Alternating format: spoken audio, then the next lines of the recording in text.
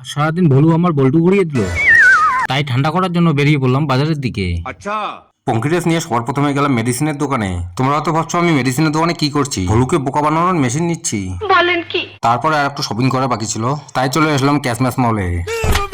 ভিতরে ঢুকতে পেয়ে গেলাম কয়েকটা টুকটুকু সিঁড়ি। উরি বাবা, আমার বাচ্চা কাচ্চাগুলো আমার আসার আগে দাঁড়িয়ে আছে। তারপরে এই বসের দেখা। তারপর বললাম বাচ্চাকে যে খাওয়ায় সেই যন্ত্রগুলো কোথায়। বস বললো 14 নম্বর কাউন্টারে যাও। পৌঁছে গেলাম 14 নম্বর কাউন্টারে। এতগুলো দেখে তো আমার মাথা ঘুরে গোল, কোনটা নিবো।